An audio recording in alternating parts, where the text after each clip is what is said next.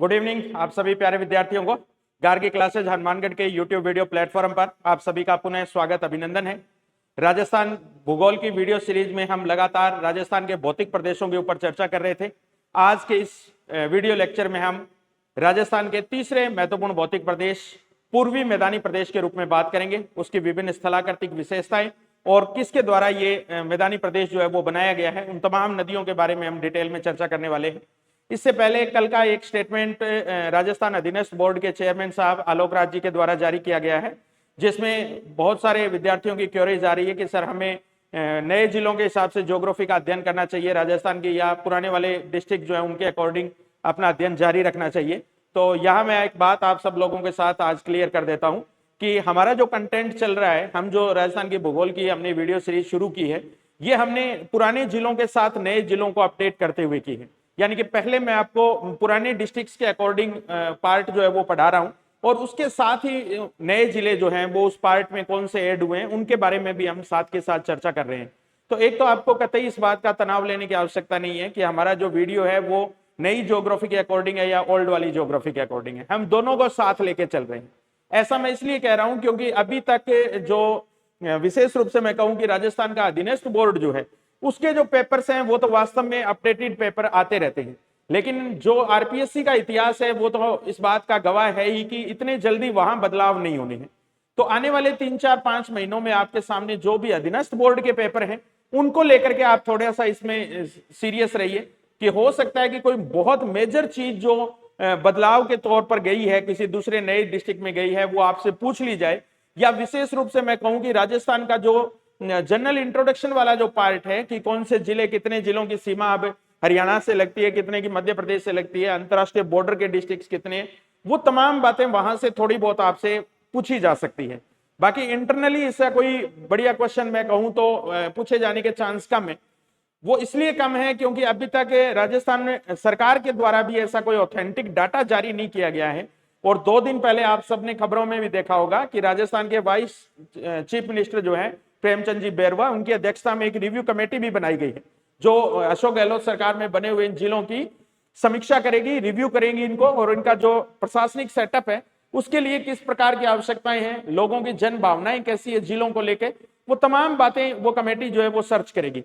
उसके बाद में वो अपनी रिपोर्ट देगी और रिपोर्ट के बाद राजस्थान सरकार इस निर्णय में आ पाएगी कि उन जिलों का हमें आगे क्या भविष्य देखना है, कैसे उनका सेटअप करना है।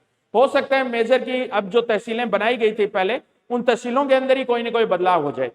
तो अभी ये भविष्य के गर्त में है ये सारी बातें, तो अपने को इस बात को लेकर तनाव कतई नहीं लेना है कि हमें पुरानी ज्योग्राफी पढ़नी है या नई ज्योग्राफी पढ़नी है। आप तो ज्योग्राफी के कंसेप्ट पढ़िए, आप जिलों में मत पढ़िए। बहुत रेयर क्वेश्चंस होते हैं जो जिलों को लेकर आते हैं, आप कभी पेपर उठा के देखना, बाकी कंसेप्ट में क्वेश्चन आते हैं, और कंसेप्ट के क्वेश्चन जो होते हैं वो बिल्कुल इजीली आपको सही होते हैं ज्योग्राफी में।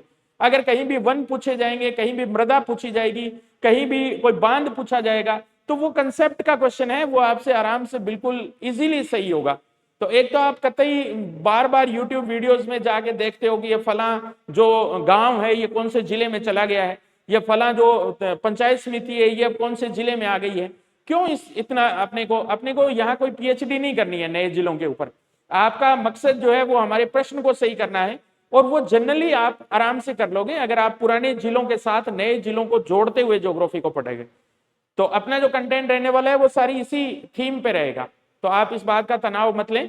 और जल्दी 3-4-5 महीनों में जैसे ये सारी बातें क्लियर हो जाएगी, राजस्थान सरकार के द्वारा एक ऑथेंटिक मैप जो है, मानचित्र जो है वो जारी कर दिया जाएगा जिलों का, उनकी सीमाएं निश्चित कर दी जाएगी, उनकी पंचायत समितियां, उनकी तहसीलें सब निश्चित कर दी जाएगी। उसके बाद ही हम इस प्रोसेस में आ पाएंगे कि अब नए जिले हम पढ़ें और किस हिसाब से उनका अध्ययन करें। ठीक है, तो एक तो ये बातें बिल्कुल क्लियर रखनी है आपको। तो अभी आज का जो हमारा वीडियो लेक्चर रहने वाला है वो पूर्वी मैदानी प्रदेश के ऊपर रहने वाला है। राजस्थान का तीसरा भौतिक प्रदेश हम ये स्टडी कर रहे हैं। पहला हमने उत्तर पश्चिम मरुस्थलीय प्रदेश पढ़ा है, दूसरा हमने अरावली की श्रृंखला वाला प्रदेश पढ़ा है। आज हम बात करने वाले हैं पूर्वी मैदानी प्रदेश के रूप में। तो देखिए, जहां भी हमें विश्व में मैदान दिखाई देते हैं, मैदानी प्रदेश दिखाई देते हैं, इन सभी मैदानी प्रदेशों का निर्माण किसी न किसी नदियों के द्वारा लाई गई मिट्टियों से हुआ है या मिट्टी के जमाव या निक्षेपण से हुआ है। तो इस प्रकार के जो मैदान है वो राजस्थान के अंदर भी राजस्थान के इस क्षेत्र में बहने वाली नदियों के द्वारा बनाए गए मैदान है। इसलिए ये मैदान जो है नदियों द्वारा जो बहाकर लाई गई मिट्टी होती है उसको मोस्टली हम जलोढ़ मिट्टी बोलते हैं। तो एक तरीके से ये राजस्थान के जलोढ़ मिट्टी के मैदान है, या दूसरे शब्दों में मैं कहूं कि ये राजस्थान के दोमट मिट्टी के मैदान है, कुछ भी बोल सकते हैं इस मिट्टी को। ये राजस्थान के कछारी मिट्टी के मैदान है, कुछ भी बोलते हैं अपने। तो नदियों द्वारा निर्मित किए जाने वाले मैदानी प्रदेश हैं ये राजस्थान के। अब ये मैदानी प्रदेश राजस्थान के पूर्वी दिशा में या पूर्वी मैदानी प्रदेश के रूप में हम इसको बोल रहे हैं। तो ये जो पूर्वी वर्ड इसमें शामिल किया हमने वो अरावली को मेन बेस मानकर किया है हमने। अरावली राजस्थान को मध्य से दो भागों में विभाजित कर ही रही है, हालांकि समान भागों में नहीं बांट रही है, लेकिन दो भागों में तो बांट ही रही है। तो इस अरावली के पश्चिम में जो क्षेत्र था उसको हमने पश्चिमी मरुस्थलीय प्रदेश नाम दिया था। अब इस अरावली के पूर्व में जो प्रदेश है उसको हम पूर्वी मैदानी प्रदेश बोल रहे हैं, पूर्वी मैदानी प्रदेश बोल रहे हैं। तो ये पूर्वी मैदानी प्रदेश का नाम जो हमने दिया है वो अरावली को ध्यान में रखते हुए दिया, ठीक है। तो जलोढ़ मिट्टी का मैदान है और अरावली की पूर्वी दिशा में, इसलिए हम इसको क्या बोल रहे हैं, पूर्वी मैदानी प्रदेश की संज्ञा दे रहे हैं। अब देखिए ये मैदानी प्रदेश जो है उसकी कुछ एक विशेषताएं अगर हम देखें तो देखो पूर्वी मैदानी प्रदेश जो है ये वास्तव में अगर देखा जाए तो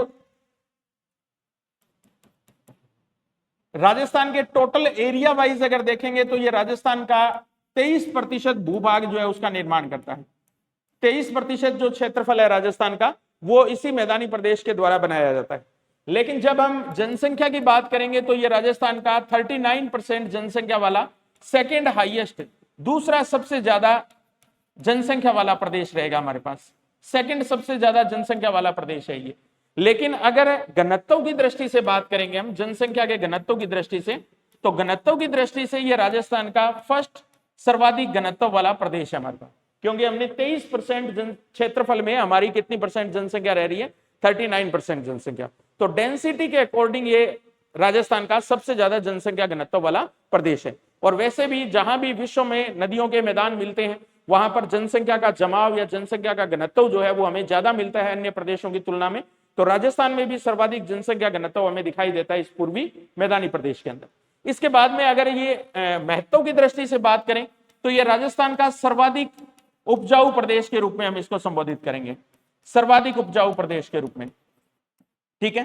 क्यों? क्योंकि जलोढ़ मिट्टी का क्षेत्र ही हमारा। तो कृषि उत्पादन की दृष्टि से, चाहे औद्योगिक उत्पादन की दृष्टि से, चाहे परिवहन की दृष्टि से, हर क्षेत्र के अंदर ये प्रदेश जो है वो हमारा आगे है। तो राजस्थान का सर्वाधिक इकोनॉमिक आर्थिक दृष्टि से हम बात करें तो सबसे ज्यादा विकसित प्रदेश जो है वो भी हमारा कौन सा है, पूर्वी मैदानी प्रदेश के रूप में रहता है, ठीक है। अब अगर अपने राजस्थान में इस पूर्वी मैदानी प्रदेश को लेकर मैदानों की अगर अपने बात करें कि कितने नदियों के द्वारा या कौन कौन सी नदियों के द्वारा मैदान बनाए जाते हैं, तो इससे पहले मैं आपको एक चीज और क्लियर कर देता हूं। राजस्थान की ये जो हमने पतंगाकार आकृति हम देखते हैं, इस पतंगाकार आकृति की चारों दिशाओं में हमें मैदान फैले हुए दिखाई देते हैं, चारों दिशाओं में हमें मैदान दिखाई देते हैं, लेकिन सारे मैदान इसी पूर्वी मैदानी प्रदेश के हिस्से नहीं है। एक चीज हमें यह याद रखनी है, जैसे ये बात मैं क्यों कह रहा हूं, देखिए आप जैसे राजस्थान के सबसे उत्तर में बात करेंगे तो यहां हमें जो मैदानी प्रदेश दिखाई देता है उसको हम घग्गर का मैदान बोलते हैं, घग्गर का मैदान। तो देखिए घग्गर का मैदान पूर्वी मैदान का हिस्सा नहीं है, लेकिन ये उत्तर दिशा में। दूसरा, अगर यहां पश्चिम दिशा में बात करें तो ये हमारे पास लूणी का मैदान रहता है, लूणी बेसिन का नाम हमने दिया था। अगर साउथ डायरेक्शन में बात करें तो हमारे पास माही का मैदान रहता है। इधर अगर पूर्वी दिशा में बात करें तो हमारे पास चंबल का मैदान रहता है, चंबल का मैदान। तो कहने का मतलब यह है कि राजस्थान में नदियों ने चारों दिशाओं में मैदान बनाए हैं, लेकिन सभी मैदान पूर्वी मैदानी प्रदेश का हिस्सा है ये जरूरी नहीं है, क्योंकि माही का मैदान और चंबल का मैदान ये तो हम बोल सकते हैं कि अरावली के पूर्व में है, इसलिए हम इसको पूर्वी मैदानी प्रदेश के अंदर शामिल करते हैं। लेकिन ये वाले जो है हमारे पास घग्गर का मैदान है, चाहे लूणी का मैदान है, ये डायरेक्शन के अकॉर्डिंग भी अरावली के पश्चिम वाली साइड में है, इसलिए इनको हम पूर्वी मैदानी प्रदेश में तो शामिल नहीं करेंगे। ऐसा मैं इसलिए कह रहा हूं क्योंकि एक दो बार ऐसा प्रश्न पूछा गया और हम उसी में कंफ्यूज हो जाते हैं।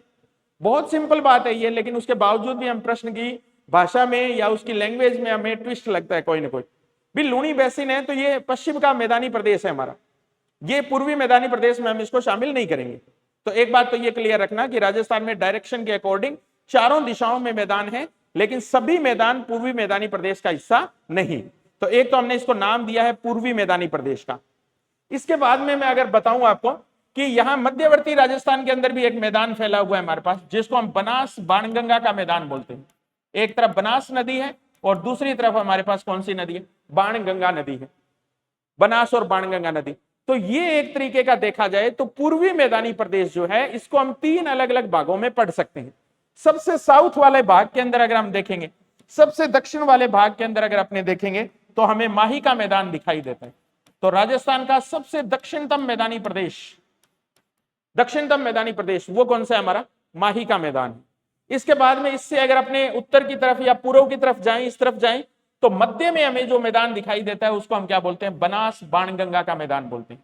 ये पूर्वी मैदान का मध्य भाग है, मैं ये कह सकता हूं ये पूर्वी मैदान का मध्य भाग है। ये पूर्वी मैदान का सबसे दक्षिणी भाग है और सबसे पूर्वी भाग या सबसे उत्तरी भाग अगर मैं बात करूं पूर्वी मैदान का, ओवरऑल नहीं। अगर आपसे प्रश्न पूछा जा रहा है कि राजस्थान का सबसे उत्तरतम मैदान कौन सा है, तो हमारे पास घग्गर का मैदान है। लेकिन अगर यह क्वेश्चन पूछा जाए कि पूर्वी मैदान का सबसे उत्तरतम भाग कौन सा है, यही क्वेश्चन अधीनस्थ बोर्ड के एक पेपर में पूछा गया था और उसमें पहला ही ऑप्शन उन्होंने घग्गर का मैदान डाला और हमने ये देखा ही नहीं कि वो पूर्वी मैदान का पूछ रहे हैं और हमें यह लगा कि ये राजस्थान का उत्तरतम मैदान पूछ रहे हैं और हमने तपाक से उत्तर दे दिया घग्गर का मैदान। बाहर आके पता चला, बच्चों ने आपस में डिस्कशन किया, तब पता चला कि अरे ये तो पूर्वी मैदान का सबसे उत्तरी भाग पूछ रहा था। तो ऐसे क्वेश्चन की लैंग्वेज जो होती है वही थोड़ी सी अपने को ट्रिकी बना देता है वो, तो उसका अपने को ध्यान रखना है। तो पूर्वी मैदान का सबसे उत्तरी भाग जो है उसको हम बोलते हैं चंबल का मैदान। पूर्वी मैदान का मध्य भाग जो है उसको हम बोलते हैं बनास बाणगंगा का मैदान और पूर्वी मैदान का सबसे दक्षिणी भाग जो है उसको हम बोलते हैं माही का मैदान। और डायरेक्शन के अकॉर्डिंग बात करें तो भी मैंने आपको बता दिया कि राजस्थान का सबसे दक्षिणी जो मैदान है वो माही के मैदान के रूप में है और राजस्थान का सबसे पूर्वी मैदान जो है वो चंबल के मैदान के रूप में है। राजस्थान का सबसे उत्तरी मैदान घग्गर का मैदान है और राजस्थान का सबसे पश्चिमी मैदान हमारा कौन सा है? लूणी का मैदान है। तो अब आपको दोनों चीजें क्लियर होगी कि राजस्थान के मैदान पूछे तो हमें अलग आंसर बताने हैं और पूर्वी मैदान के बारे में अगर प्रश्न आया है तो आंसर हमें 3 ही मैदानों पर डिपेंड करना है, माही पर, बनास बाणगंगा पर और चंबल पर। फिर उत्तर हमें यहीं से निकालना है जो भी हमारा प्रश्न है उसके अकॉर्डिंग। क्लियर रहेगी यह बात आपको? अब अपने ये बात करते हैं कि ये वाले जो मैदानी प्रदेश जिसकी हम बात कर रहे हैं पूर्वी मैदानी प्रदेश, तो इस एरिया में अगर मैं ये कहूं कि एक नदी का प्रवाह भी हमें यहां से दिखाई देता था। सबसे इंडिया के संदर्भ में बता देता हूं मैं, पहले आपको भारत के संदर्भ में बात करते हैं, तब आपके बात ये ज्यादा ठीक तरीके से क्लियर हो पाएगी। इंडिया का अगर अपने ये हिमालय वाला प्रदेश है हमारा और हिमालय से निकलने वाली ये जो नदियां हैं, इन्होंने जो मैदान बनाया है वो है उत्तर का विशाल मैदान, उत्तर का विशाल मैदान। तो जो हिमालय की नदियां बंगाल की खाड़ी की तरफ जा रही है, नीचे की तरफ बंगाल की खाड़ी की तरफ, इन नदियों में अगर हम बात करें तो एक हमारी गंगा नदी है मुख्य रूप से, गंगा की ही सहायक नदी के रूप में हमारे पास यमुना नदी रहती है। तो ये जो मैदानी प्रदेश है उत्तर के विशाल मैदान के रूप में, इसको मोस्टली हम एक नाम देते हैं गंगा यमुना का मैदानी प्रदेश। इसी उत्तर के विशाल मैदान को मोस्टली हम जो नाम देते हैं वो किसका देते हैं? गंगा यमुना का मैदानी प्रदेश। और जो नदियां मैंने आपको बताई है राजस्थान की, इन नदियों में अगर मैं बात करूं तो राजस्थान की एक नदी जो डायरेक्टली आकर के यमुना में मिलती है वो हमारी कौन सी है? चंबल नदी। चंबल नदी जो है वो डायरेक्टली किस में मिलती है? यमुना में मिलती है। और इसी चंबल की सहायक नदी के तौर पर जो नदी रहती है वो हमारी है बनास नदी। बनास नदी, तो ये चंबल और बनास। और इसके बाद अगर मैं बताऊं आपको, इसके बाद एक इंडिकेशन और दूं मैं आपको, तो एक नदी राजस्थान की बाणगंगा नदी। बाणगंगा नदी, ये बाणगंगा नदी जो है ये भी किसी समय में यमुना में जाकर मिलती थी, डायरेक्टली यमुना में मिलती थी। ये राजस्थान की 3 नदियां हैं जो किसी समय में डायरेक्ट जाकर यमुना में मिलती थी। उसमें वर्तमान में 2 ही नदियां हैं जो सीधी यमुना के अंदर अपना जल डालती। उनमें एक नदी तो हमारी चंबल नदी रहती है और दूसरी नदी के रूप में हमें गंभीर नदी, गंभीर भी अपना जल जो है वो किसमें डालती है? यमुना में डालती है। लेकिन पहले जो नदी एक और थी जो यमुना के अंदर डायरेक्ट अपना जल डालती थी, वो नदी कौन सी थी? बाणगंगा थी। लेकिन वर्तमान में बाणगंगा नदी का जो प्रवाह क्षेत्र है वो यमुना तक नहीं है, यमुना से पहले ये नदी लुप्त हो जाती है एक तरीके से। तो इसको आजकल आंतरिक प्रवाह की नदी माना जाने लगा है बाणगंगा को। तो कहने का मतलब मेरा सारांश ये है कि जो चंबल वाला जो प्रदेश है और बनास वाला जो प्रदेश है और बाणगंगा वाला जो प्रदेश है वो कहीं ना कहीं गंगा यमुना के मैदानी प्रदेश का ही हिस्सा है। क्योंकि जब हम बेसिन की बात करते हैं, नदी के बेसिन की बात करते हैं, तो उस बेसिन के अंदर हम मुख्य नदी प्लस उसकी जितनी भी सहायक नदियां हैं उन सबका मैदानी प्रदेश शामिल कर लेते हैं, मुख्य नदी का भी और साथ में उसकी जितनी भी क्या है सहायक नदियां हैं, सबका क्षेत्र जो है वो अपने आप में बेसिन बनाता है। तो ये जो यमुना या गंगा यमुना का बेसिन जो बनता है उसमें इसकी सहायक नदियां भी शामिल कर ली जाती हैं। तो राजस्थान की जब मैं यहां बात आपके साथ कर रहा था ये वाली, तो इसमें बनास, बाणगंगा और चंबल ये वाला जो प्रदेश है हमारा, ये वास्तव में कहीं ना कहीं यमुना के मैदानी प्रदेश का ही भाग है, यमुना के मैदानी प्रदेश का ही भाग है। लेकिन अब अगर मैं बात करूं माही के मैदान की, तो देखिए माही जो नदी है वो बंगाल की खाड़ी की तरफ जाने वाली नदी नहीं है, बल्कि अरब सागर की तरफ आने वाली नदी है। यानी कि माही का जो प्रवाह रहता है वो पश्चिम की ओर रहता है और इन नदियों का प्रवाह किस तरफ है, पूर्व की तरफ है। तो पूर्वी जो मैदानी प्रदेश है ये कंप्लीटली तो यमुना का मैदानी प्रदेश नहीं है, नंबर एक बात, कंप्लीटली नहीं है ये, आंशिक रूप से मैं कह सकता हूं कि ये गंगा यमुना के मैदानी प्रदेश का हिस्सा है। लेकिन कुछ भाग इसका माही के मैदान के रूप में है जो कि अरब सागर की तरफ आने वाली नदी है। तो ये कह सकते हैं अपने कि राजस्थान का जो पूर्वी साइड है हमारी वो ज्यादातर यमुना के मैदानी प्रदेश से निर्मित होती है, पूर्वी साइड, जबकि दक्षिण वाली साइड जो है ये अलग नदी का मैदान है जिसको हम क्या बोल रहे हैं, माही नदी का मैदान। अब ऐसे ही अगर उत्तर में हम बात करें, घग्गर वाले प्रदेश में बात करें, तो ये जो हमारे सीमा लगती है पंजाब और हरियाणा की, राजस्थान के उत्तरी क्षेत्र के साथ पंजाब हरियाणा गंगानगर हनुमानगढ़ की सीमाएं लगती, तो ये जो मैदान है ये हमारा सतलज का मैदान है। वास्तव में अगर देखा जाए इस मैदानी प्रदेश को क्या कहा जाता है, सतलज का मैदान कहा जाता है। तो ये जो घग्गर वाला प्रदेश है हमारा, उत्तरी जो मैदान है हमारे राजस्थान का, वो सतलज के मैदान का भाग है। ये पूर्वी जो मैदान का या पूर्वी जो राजस्थान वाले मैदान है ये हमारे पास किसके, यमुना के मैदानी प्रदेश के रूप में है। माही का मैदान अपने आप में इंडिपेंडेंट मैदान है और लूनी का मैदान भी अपने आप में स्वतंत्र मैदान है। तो कहने का मतलब यह है कि राजस्थान के अंदर भी उत्तर का जो विशाल मैदान है उसका भी एक भाग चंबल और बनास के मैदान के रूप में, यमुना के एक भाग के रूप में हमारे यहां मौजूद है। ठीक है, तो ये तो हमने समझ लिया है कि इस मैदानी प्रदेश में हमें किस प्रकार की मैदान जो है उनकी स्टडी करनी है। तब ओवरऑल मैं आपको सीधा सीधा ये बता देता हूं कि इस मैदानी प्रदेश के हमारे पास तीन भाग हैं। एक हमें पढ़ना है माही के मैदान के रूप में, एक हमें पढ़ना है बनास बाणगंगा के मैदान के रूप में, और एक भाग हमें इसका पढ़ना है चंबल के मैदान के रूप में। ये तीन मैदानी प्रदेश हमें इस पूर्वी मैदान के अंदर स्टडी करने हैं और इसके साथ ही हमारा ये टॉपिक जो है वो क्या हो जाएगा, कंप्लीट हो जाएगा। तो वन बाय वन करके हम बात करते हैं। सबसे पहले मैं बात कर लेता हूं आपके सामने माही के मैदान के रूप में। देखिए आप माही नदी का अगर अपने एरिया चिन्हित करना चाहें कि माही नदी का प्रवाह कहां से किस रूप में हमारे सामने होता है,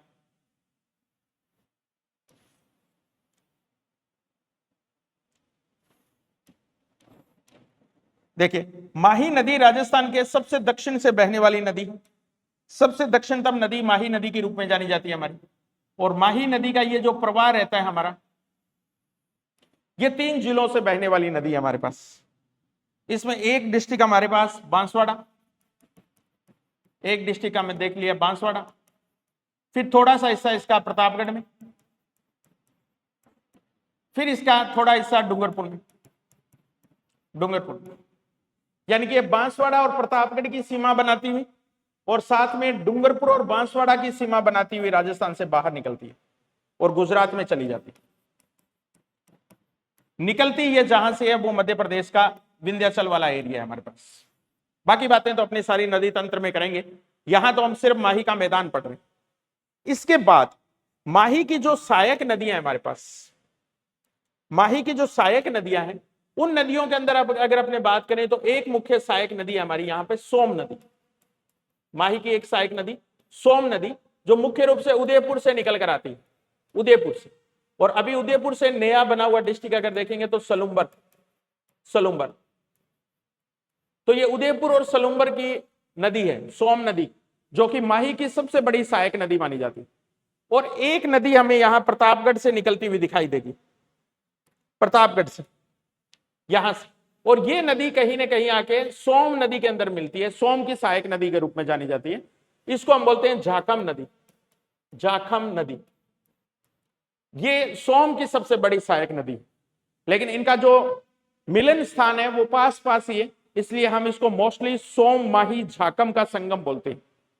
जबकि वास्तव में अगर देखा जाए तो सोम इंडिपेंडेंट नदी है, माही की मुख्य सहायक नदी है, और झाकम जो है वो वास्तव में सोम की सहायक नदी के रूप में जानी जाती है। लेकिन ओवरऑल सामान्य दृष्टि से हम इसको माही, सोम और झाकम इसका मैदान बोल देते हैं इसको। तो अगर ओवरऑल मैं बात करूं आपके सामने कि माही बेसिन का विस्तार, देखो मैं शब्द बोल रहा हूं बेसिन, और बेसिन का अर्थ मैंने आपको बताया कि मुख्य नदी के साथ उसकी सहायक नदियों का क्षेत्र भी हम शामिल कर लेते हैं। तो माही बेसिन या माही का जो मैदान है, इसका विस्तार हमें कौन से जिलों में मिलता है? तो ये हमारे पास 5 डिस्ट्रिक्ट हैं। 3 डिस्ट्रिक्ट जो है उनको तो हम बागड़ बोलते हैं, उनको तो हम बागड़ बोल देते हैं। कौन से? बांसवाड़ा, प्रतापगढ़ और डूंगरपुर।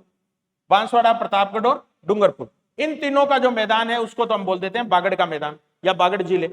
प्लस 2 जिले हम इसमें और शामिल कर लेते हैं, 2 जिले हम इसमें और शामिल कर लेते हैं। कौन से? Udaipur plus Salumbar, Udaipur plus Salumbar. तो कहने का मतलब माही बेसिन जो है उसका विस्तार कितने जिलों में मिलता है? हमें 5 जिलों में मिलता है। और इन 5 जिलों के अंदर भी सबसे ज्यादा जो विस्तार मिलता है माही के मैदान का, वो हमें उदयपुर में मिलता है।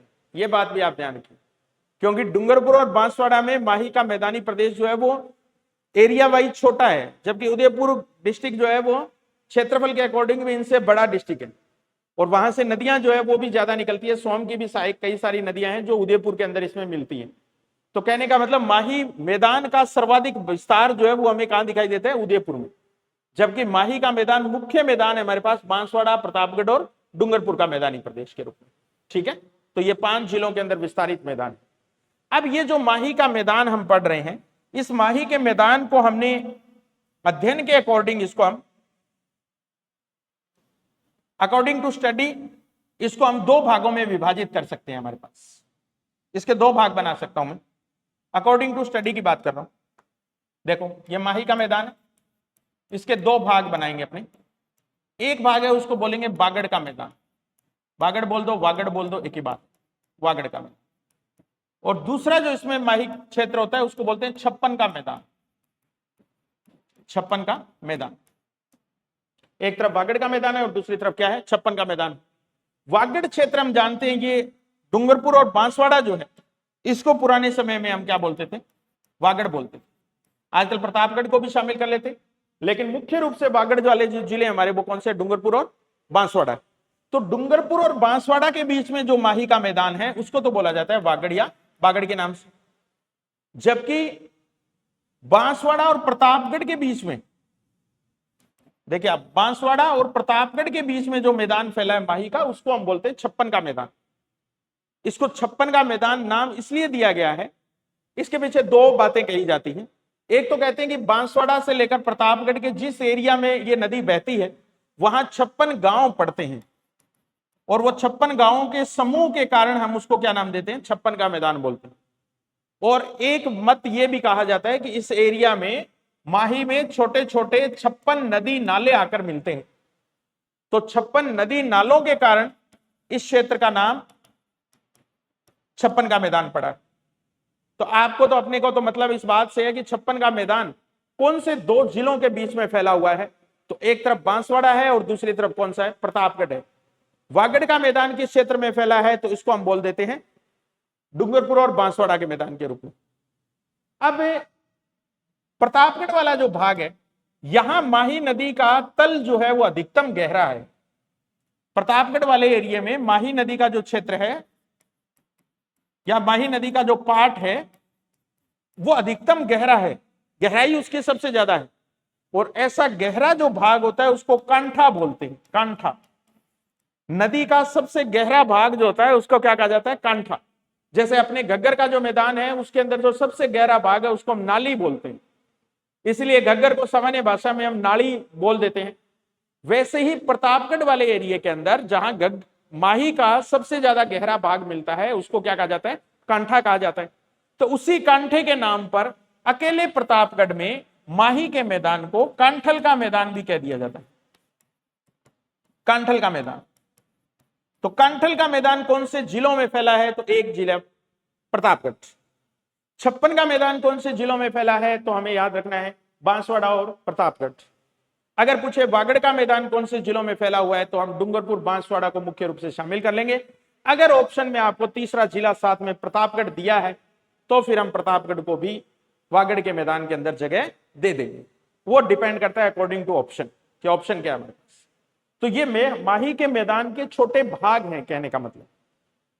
अब इस प्रदेश में माही नदी जहां से बहती है, तो मैंने आपको बताया कि हर एक नदी जो है उसके द्वारा लाई गई मिट्टी जो है वो क्या होगी? जलोढ़ मिट्टी होगी।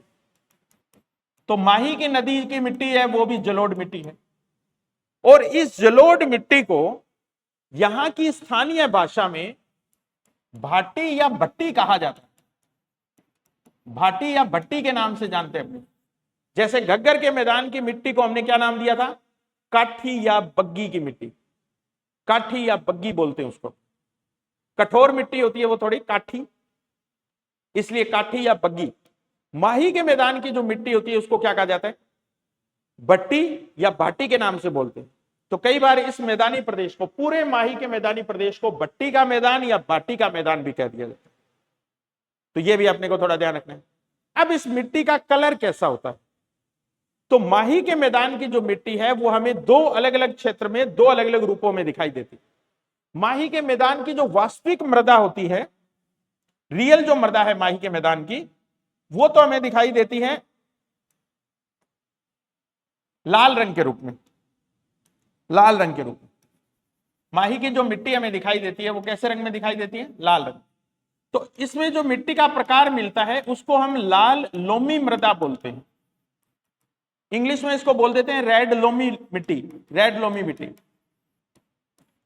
तो माही के एक तरफ यानी कि बांसवाड़ा डूंगरपुर वाली जो साइड है हमारी, वहां जो मिट्टी मिलती है उसको हम लाल लोमी मिट्टी बोलते हैं। लोमी का मतलब भी दोमट मृदा ही होती है, हिंदी में अगर बोलेंगे तो दोमट मृदा, जलोढ़ मृदा।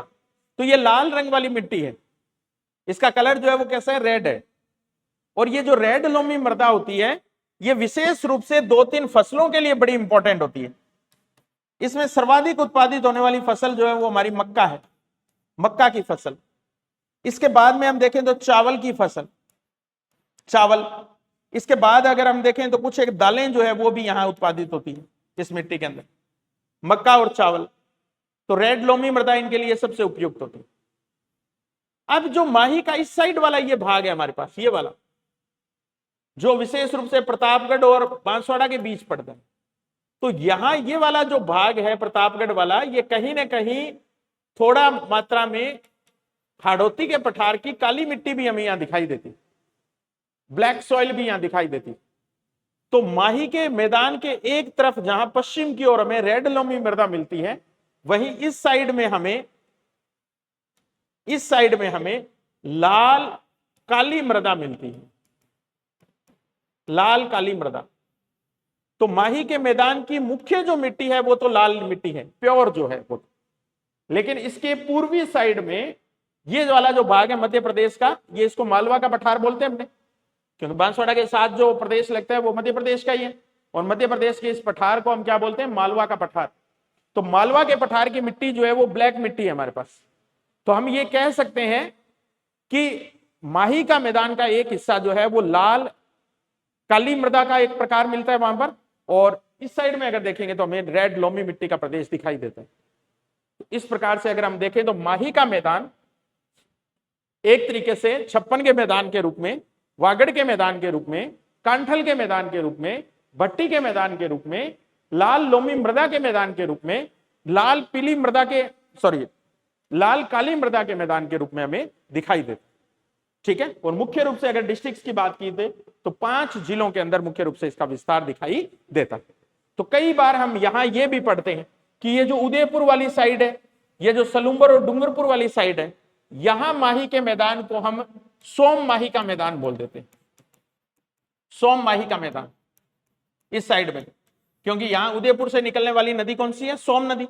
और ये वाली जो साइड है प्रतापगढ़ से, यहां से नदी निकल के आ रही है कौन सी? जाखम नदी। तो प्रतापगढ़ और बांसवाड़ा वाला जो मैदान है या प्रतापगढ़ और डूंगरपुर वाला जो मैदान है इसको माही झाकम का मैदान भी बोल देते हैं, माही झाकम का मैदान। तो आप इस बात को लेकर तनाव नहीं लें कि ये कौन सा मैदानी प्रदेश है। तो एग्जामिनर कई बार क्या करता है, अपने हिसाब से ऑप्शन सेट करता है, तो उसमें वो ऐसे नाम लिख देता है। तो आपको ये पता है कि झाकम नदी प्रतापगढ़ से निकल करके और डूंगरपुर में आके माही में मिलती है या सोम में मिलती है, तो आप इजीली सही कर लेंगे क्वेश्चन को, कहीं दिक्कत नहीं आने वाली। तो एक तरफ अगर ये लिख दे कि सोम और माही का मैदान कौन से जिलों में फैला हुआ है, तो हमें ध्यान है सोम नदी कहां से आती है, उदयपुर से उत्पन्न होकर सलुम्बर से बहती हुई डूंगरपुर में आती है, तो इजीली हम उसको सही कर लेंगे, कहीं दिक्कत नहीं है। तो ये एग्जामिनर के माइंड सेटअप पर डिपेंड करता है कि वो ऑप्शन जो है वो हमें क्या देता है। तो हर एक चीज जो है, इसीलिए मैं इसी वजह से आपसे कह रहा था कि ज्योग्राफी में आपके कंसेप्ट क्लियर होने चाहिए बस। फिर प्रश्न की भाषा कैसी भी दे दे, ऑप्शन कैसे भी दे दे हमें, वो हमारे लिए बहुत आसान है। ये रटी नहीं जा सकती ये चीजें इतिहास की तरह, इसको थोड़ा सा आपने टेक्निकली समझना पड़ेगा। ठीक है, तो ये पहला क्षेत्र हमने पढ़ा है कौन सा, माही के मैदान के रूप में। ठीक, तो मेरे हिसाब से ये बातें आपके क्लियर हो गई होंगी। पीछे चलते हैं अपने एक बार के लिए दोबारा से। देखिए आप यहां बात कर रहे थे हम, ठीक है, तो ये प्रदेश हमारा कौन सा, माही के मैदान के रूप में हमने पढ़ा है। अब हम एक बात करने वाले हैं बनास और बाणगंगा के मैदान के रूप में। अब वही बात जैसा मैं अभी कह रहा था आपसे, एग्जामिनर कई बार ऐसे क्वेश्चन भी सेट कर लेता है और आए भी हैं ऐसे क्वेश्चन कि पूर्वी मैदानी प्रदेश के दक्षिण से उत्तर की तरफ मैदानों का क्रम जो है उसको एडजस्ट करवा। तो दक्षिण से उत्तर की तरफ क्रम आप देख ही रहे हैं कौन सा है, माही का मैदान सबसे दक्षिण में, मध्य में क्या है, बनास बाणगंगा का मैदान, और सबसे उत्तर में क्या है, चंबल का मैदान। कई बार स्पेशली ये पूछ लिया जाता है कि पूर्वी मैदान का मध्य भाग क्या कहलाता है, तो पूर्वी मैदान का मध्य भाग क्या है, बनास और बाणगंगा का मैदान है हमारे पास। तो ऐसे क्वेश्चन दे देता है वो अक्सर एग्जामिनर, वो अपने दिमाग से सेट करता है ऑप्शन, ताकि क्वेश्चन जो है उसमें नवीनता भी लगे, अभ्यर्थियों को यह भी ना लगे कि ऐसा तो प्रश्न पहले आया था और वो एजीटी उठा के पूछ लिया। तो कुछ माइनर चेंजेस करते हैं वो लोग। और कई बार तो जो बढ़िया एग्जामिनर जो क्वेश्चन बनाने वाला होता है, पेपर सेटर होता है, वो थोड़ा ट्रिकी लैंग्वेज का इस्तेमाल करता है। जैसा मैं अभी बता रहा था आपको कि राजस्थान का उत्तरतम मैदान घग्गर का मैदान है, लेकिन पूर्वी मैदान का सबसे उत्तरतम मैदान ये चंबल का मैदान है। तो यही वो क्वेश्चन के अंदर ट्विस्ट डाल दिया उसने। तो ज्योग्राफी के पहचान यही है कि आप उस ट्विस्ट वाली लैंग्वेज को समझो कि वो असल में पूछना क्या चाह रहा है। और मैं बार बार क्लासरूम्स में भी बोलता हूं आप सब लोगों को, ऑनलाइन भी आपको बोल रहा हूं, आप जो प्रश्न को हल करने की तकनीक है उसका अभ्यास कीजिए।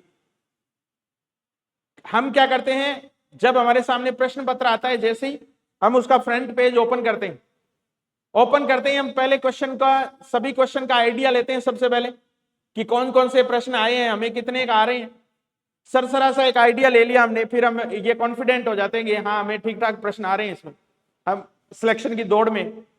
फिर क्या करते हैं, हम प्रश्न को हल करना शुरू करते हैं, और हल करते समय हमारी आदत ये होती है कि हम दिया गया जो प्रश्न की भाषा है उसको एक बार में पढ़ जाते हैं, और पढ़ने के साथ ही हमारा माइंड नीचे वाले ऑप्शन पर आता है और हम बार बार ऑप्शंस को पढ़ते हैं, बार बार ऑप्शंस को पढ़ते हैं। 4 बार ऑप्शन पढ़ लिया हमने, उत्तर नहीं निकल रहा है, और निकल भी गया तो हम ऊपर नहीं देख पा रहे हैं कि प्रश्न में वो क्या पूछ रहा है हमारे से।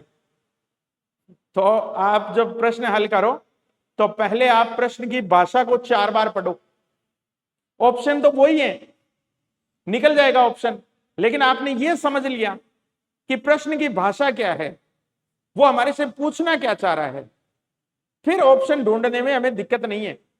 और अगर अपने प्रश्न को एक बार पढ़ा और ऑप्शन को 4 बार पढ़ा तो फिर हम गलती करने के चांस हमारे क्या ज्यादा है, और फिर लास्ट में जाके 4-5 क्वेश्चन ऐसे हो ही जाते हैं जो हम ये निकल के पछतावा करते हैं एग्जाम हॉल से बाहर कि ये मैंने ऊपर पढ़ा ही नहीं, कि ये सत्य पूछ रहा था, सत्य पूछ रहा था, इसमें नहीं दिया था या नहीं दिया था, मैं तो है के हिसाब से करके आ गया इस पे, और इसने नहीं पूछा था।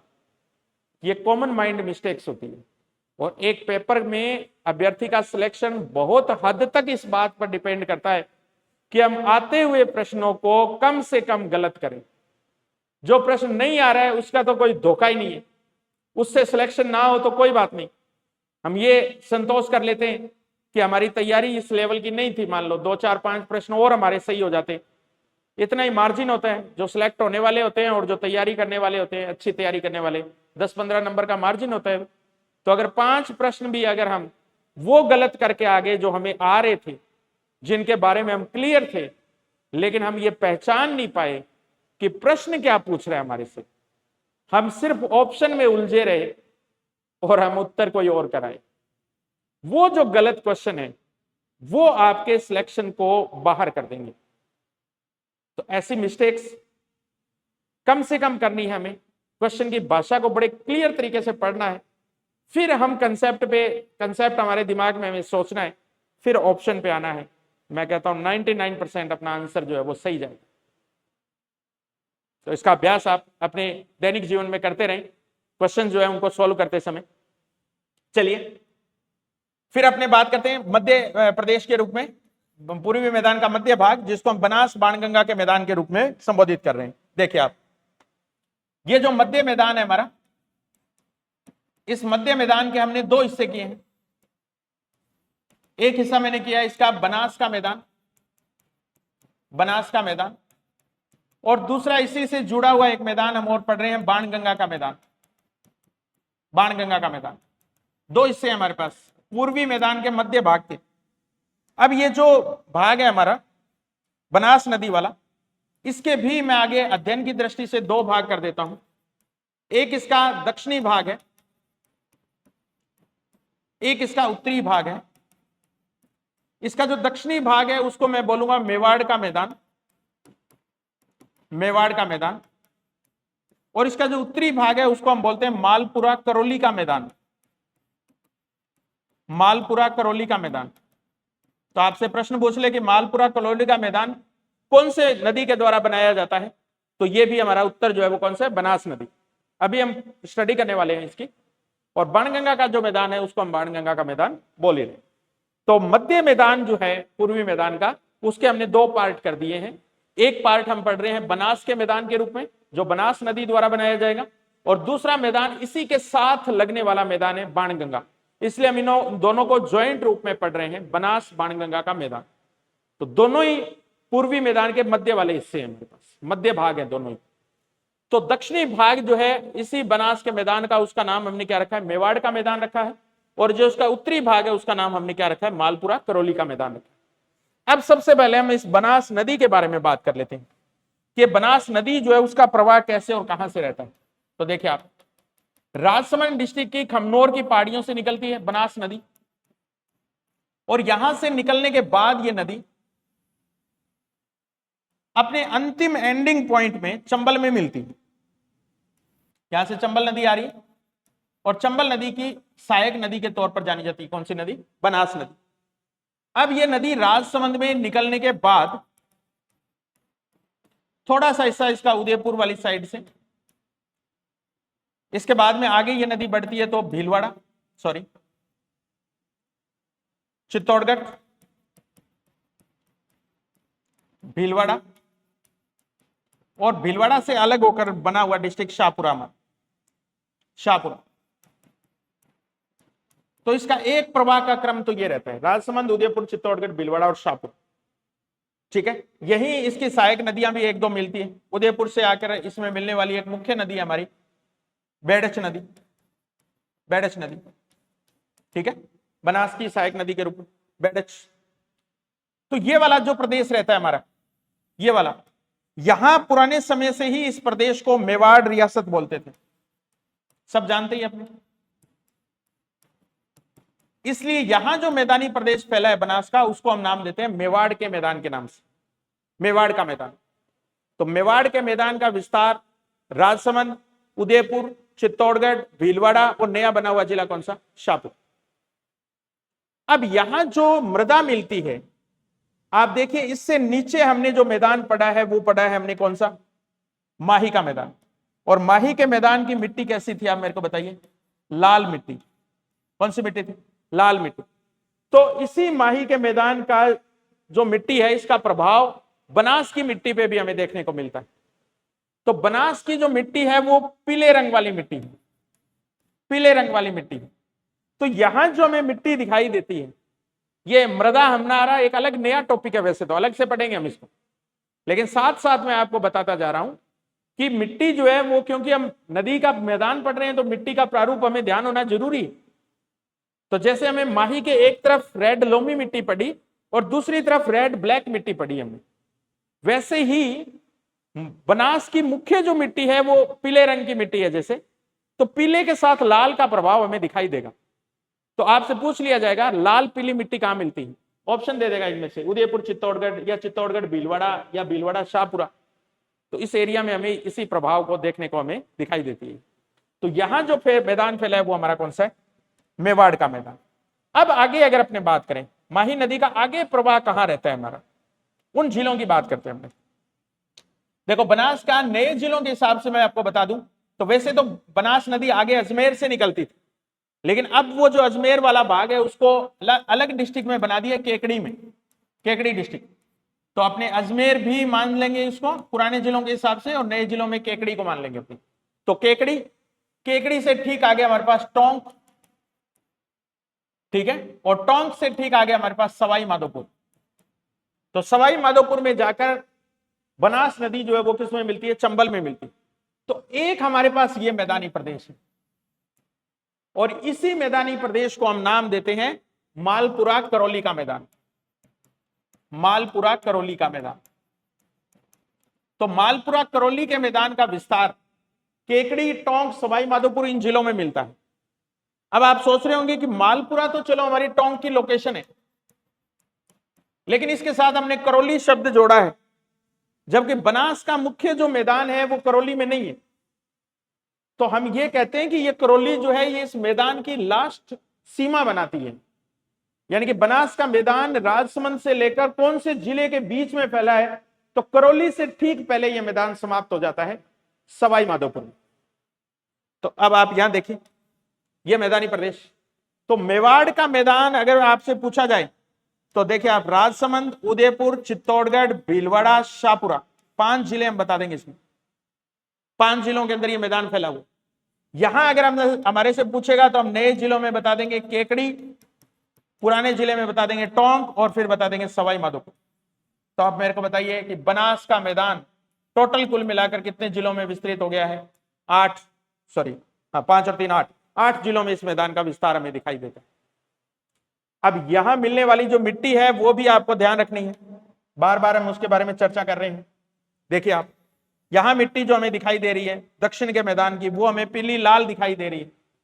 अब यहां हमें किस प्रकार की मिट्टी दिखाई देगी, तो देखिए बनास के मैदान की मिट्टी, वैसे तो मैंने आपको बता दिया कि बनास के मैदान की वास्तव में मिट्टी हमारे पास कैसी है, येलो कलर वाली है। और वास्तव में अगर देखा जाए तो वास्तव में जलोढ़ मिट्टी जो होती है उसका कलर ब्राउन होता है। एक्चुअल जो जलोढ़ मिट्टी होती है उसका कलर ब्राउनिश कलर होता है, हमारे भूरी मिट्टी होती है। लेकिन बनास की मिट्टी में हमें एक प्रभाव दिखाई देता है पीले रंग वाला। तो भूरी पीली मिट्टी अगर हम देखें, ब्राउन येलो मिट्टी अगर हम देखें, समझना आप इस बात को, ब्राउन येलो मिट्टी का प्रदेश अगर हम देखेंगे तो वो हमें बनास के मैदान का उत्तरी भाग जो मालपुरा करौली के मैदान के रूप में वहां हमें दिखाई देता है। तो बनास के मैदान की ओवरऑल मिट्टी पीली लाल भी आपको दिखाई दे जाएगी और भूरे पीले रंग वाली भी आपको दिखाई दे जाएगी, भूरे पीले रंग वाली। ठीक है, तो ये भी पॉइंट आपको ध्यान रखना है।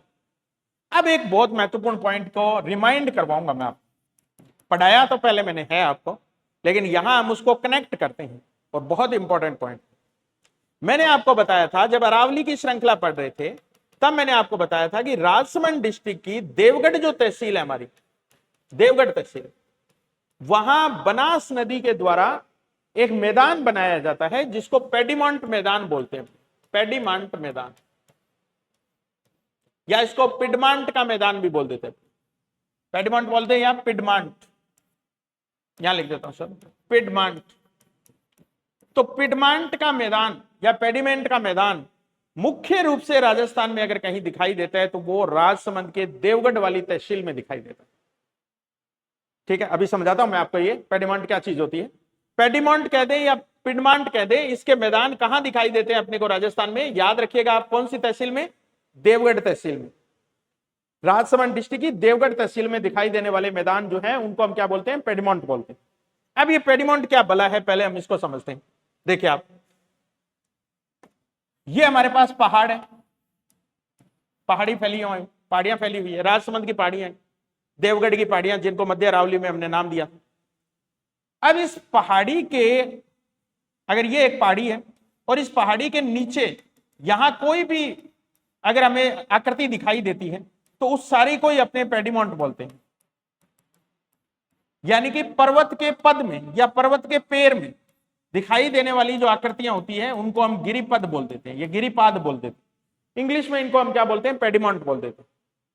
तो अगर ये पठार हो यहां पे मान लो तो उसको हम पेडिमोंट पठार बोल देते हैं। यहां अगर कोई झील हो तो उसको हम पेडिमोंट झील बोल देते हैं।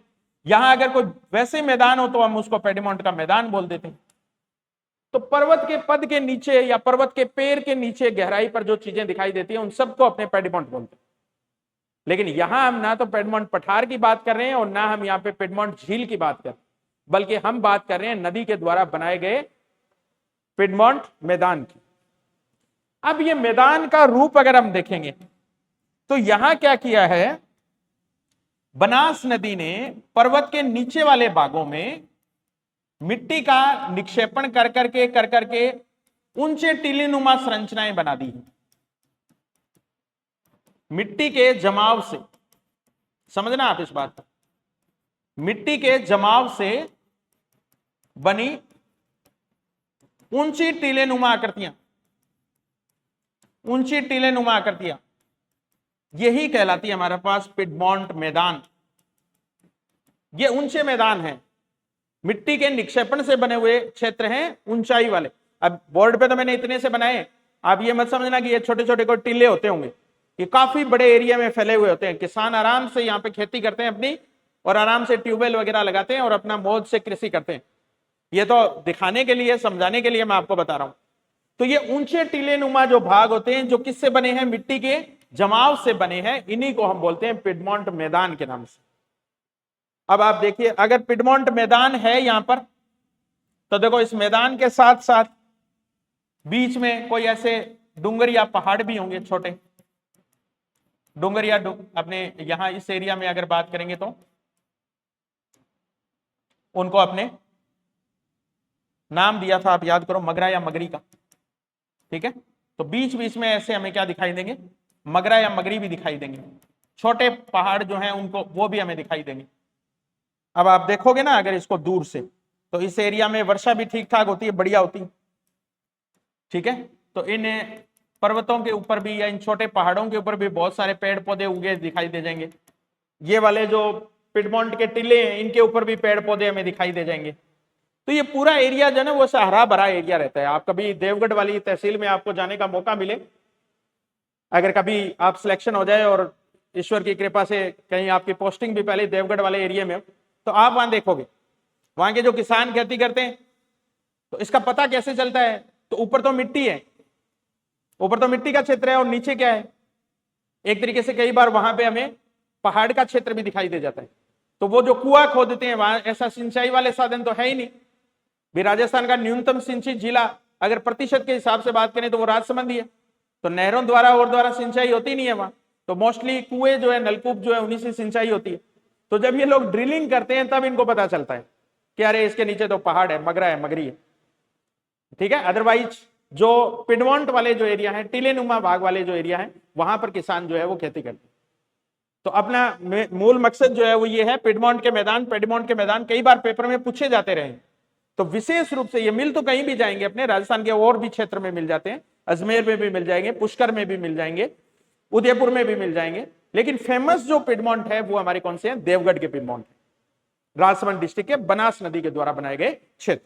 तो बनास का ये जो मैदान है हमारा, ये वाला, ये एक और क्षेत्र के लिए भी जाना जाता है इस एरिया के अंदर, वो हमारे पास कौन से हैं? पिडमोंट के मैदान।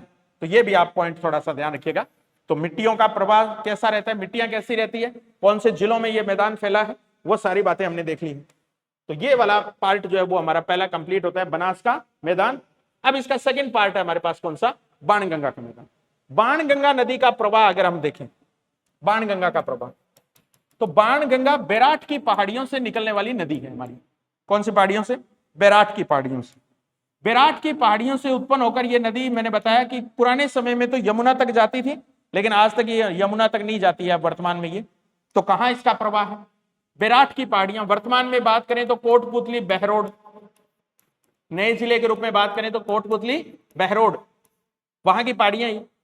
तो वहां से निकलने के बाद ये नदी नीचे की तरफ आती है, तो जयपुर ग्रामीण से बहती है ये नदी, नया जिला जयपुर ग्रामीण, वहां से बहेगी।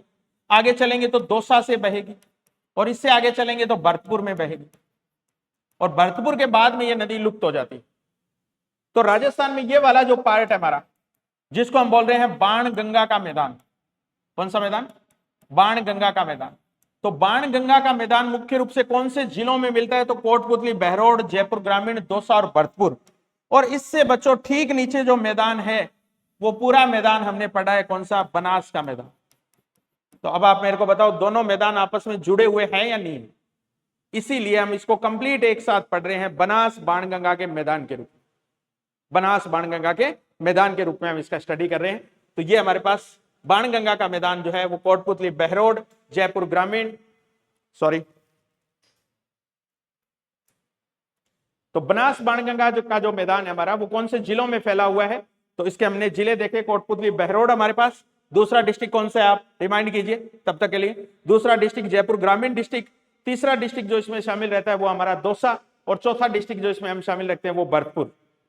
अब भरतपुर वाला जो एरिया है, ये ओवरऑल अगर अपने देखेंगे तो ये हमें एक तरफ चंबल के मैदान से जुड़ा हुआ दिखाई देगा, और एक तरफ हमें बाणगंगा के मैदान से भी जुड़ा हुआ दिखाई देगा। तो ये कहने का मतलब एक जंक्शन है, भरतपुर वाला जो क्षेत्र है वो बाणगंगा के मैदान का और इधर से चंबल के मैदान का जंक्शन बनाता है। और ये जंक्शन पूरे राजस्थान का सबसे उपजाऊ प्रदेश माना जाता है। अगर मैं बात करूं पूरे राजस्थान की ओवरऑल में बात करूं, ना उत्तर की, ना दक्षिण, पूर्व, पश्चिम, किसी की बात नहीं कर रहा हूं, तो जलोढ़ मैदानों में सबसे उपजाऊपन जो माना जाता है जिस मिट्टी में या जिस मृदा का, वो भरतपुर की मृदा है। भरतपुर की मृदा के अंदर ये प्रवाह हमें दिखाई देता है। सॉरी, पावर डिवाइडेशन की समस्या थोड़ी सी है, अपने को दिखाई दे रही है। चलिए कोई बात नहीं, कल इसको अपने आगे कंटिन्यू करेंगे इसी क्लास को। तब तक के लिए धन्यवाद, ऑल द बेस्ट। जल्दी कल अपने इसको बनास बाणगंगा के मैदान को, बाणगंगा वाला जो मैदान है इसको दोबारा से अपने रिवाइज करेंगे। Thank you.